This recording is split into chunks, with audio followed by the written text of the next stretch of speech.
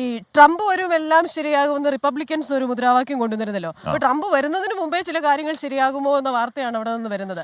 ഇസ്രായേലും ഹെസ്ബുള്ളയും വെടിനിർത്തലിന് സമ്മതിച്ചിരിക്കുന്നു. അതെ, അത് വളരെ നല്ലൊരു കാര്യമാണ്. അപ്പോൾ അതിനുള്ള ചർച്ചകൾ നടന്നുകൊണ്ടിരിക്കുകയായിരുന്നു. ചർച്ചകൾ നടക്കുമ്പോൾ പോലും കഴിഞ്ഞ ദിവസങ്ങളിലൊക്കെ വ്യാപകമായി വ്യോമാക്രമണമൊക്കെ നടക്കുന്നുണ്ടായിരുന്നു എന്താ ലെബനന്റെ മേഖലകളിൽ.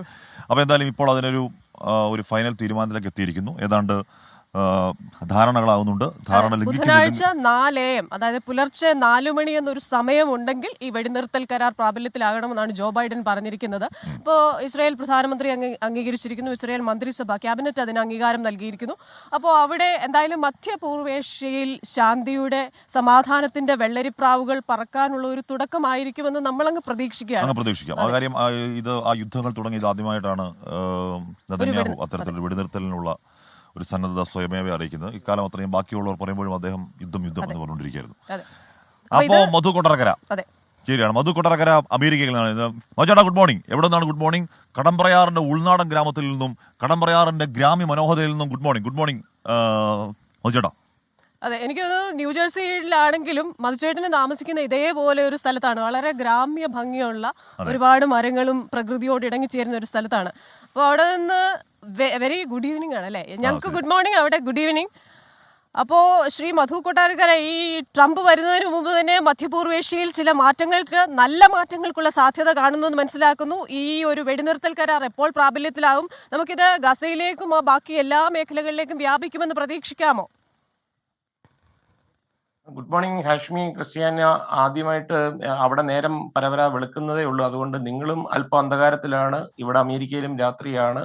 നേരത്തെ ഇരുട്ട് പരക്കും. ഏതാണ്ട് ഒരു 4:30-5 മണിയോടുകൂടി ഈ ടൈം സേവിങ് വന്നതോടുകൂടി ഇനി ഈ ബൈഡൻ പടിയിറങ്ങും മുമ്പ് അദ്ദേഹത്തിന് ഏറെ അഭിമാനിക്കാവുന്ന ഒരു വാർത്തയാണ് ഇന്ന് ഈ പ്രഭാതത്തിൽ നമ്മളെ തേടി എത്തുന്നത്. കാരണം ഏറെ പണിപ്പെട്ടിട്ടാണ് ബെഞ്ചമിൻ നെതന്യാഹുവിനെയും കൊണ്ട് ഏതാണ്ട് 5 ദശാബ്ദത്തെ സൗഹൃദമാണ് ബൈഡനും നെതന്യാഹുവും തമ്മിൽ. പക്ഷേ അവസാനം ബൈഡൻ പറഞ്ഞാൽ അനുസരിക്കാത്ത ഒരു നിലയിലേക്ക് പോവുകയായിരുന്നു നെതന്യാഹു.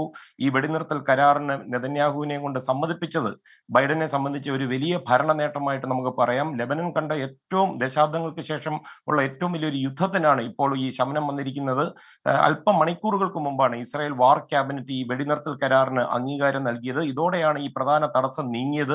തുടർന്ന് അല്പസമയം മുമ്പ് വൈറ്റ് ഹൗസിൽ US പ്രസിഡന്റ് ജോ ബൈഡനാണ് ഈ വെടിനിർത്തൽ കരാർ ഔദ്യോഗികമായിട്ട് ഇത് അംഗീകരിക്കപ്പെട്ടതായിട്ടുള്ള പ്രഖ്യാപനം വന്നിരിക്കുന്നത്. ബുധനാഴ്ച പുലർച്ചെ 4 മണി മുതൽ ഈ വെടിനിർത്തൽ നിലവിൽ വരും. 60 ദിവസത്തിനുള്ളിൽ ഈ ഇസ്രായേൽ സേന ഈ മേഖലയിൽ നിന്ന് പിൻവാങ്ങും. അതുപോലെ ഹിസ്ബുള്ള ഇസ്രായേലിന്റെ അതിർത്തിയിൽ വരില്ല എന്നുള്ള ഉറപ്പും വരുത്തിയിട്ടുണ്ട്.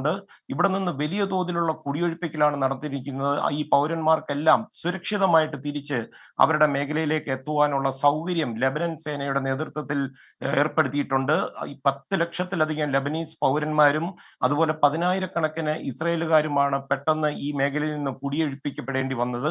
അതുമാത്രമല്ല, മരണനിരക്കുകൾ ഏറ്റവും ഒടുവിലത്തെ കണക്കുകൾ പരിശോധിക്കുമ്പോൾ 3000-ലധികം ലെബനൻകാർക്കും 100ഓളം ഇസ്രായേൽ പൗരന്മാർക്കും ഈ യുദ്ധത്തിൽ ജീവൻ നഷ്ടപ്പെട്ടിട്ടുണ്ട്. ഹിസ്ബുള്ളയുടെ മേൽ പ്രത്യേകിച്ച് പറയത്തക്ക ഒരു നിയന്ത്രണമൊന്നുമില്ലെന്ന് നമുക്കെല്ലാം അറിയാവുന്ന ലെബനൻ ഗവൺമെന്റ് ഇന്ന് രാവിലെ ഹിസ്ബുള്ള കേന്ദ്രങ്ങളുമായി ഈ വെടിനിർത്തൽ കരാർ വിശദമായി ചർച്ച ചെയ്യുകയും ചെയ്യും. ഇതിന് പ്രധാനമായും നേരത്തെ ഞാൻ സൂചിപ്പിച്ചതുപോലെ ബൈഡൻ ഭരണകൂടവും അമേരിക്കയും വിലപേശി ചർച്ച ചെയ്ത് രൂപപ്പെടുത്തിയെടുത്ത ഒരു കരാറാണ്.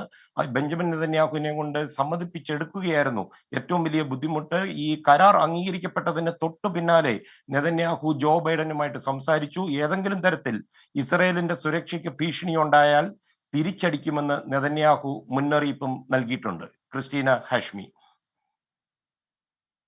മധു, വെറും കൗതുകത്തിന് വേണ്ടി ഒരു ചോദ്യം, വെറും കൗതുകത്തിന് വേണ്ടി. കാരണം ഈ ഒരു കരാർ ഒരു അല്പം മുമ്പ് എന്ന് പറഞ്ഞാൽ കുറച്ച് മാസങ്ങൾക്ക് മുമ്പ് സാധ്യമാക്കാനായിരുന്നെങ്കിൽ ഒരുപക്ഷെ ഈ ഡെമോക്രാറ്റിക് പാർട്ടിയുടെ തലവര തന്നെ മാറുമെന്ന് ചിലപ്പോൾ നമുക്ക് ചിന്തിച്ചുകൂടെ?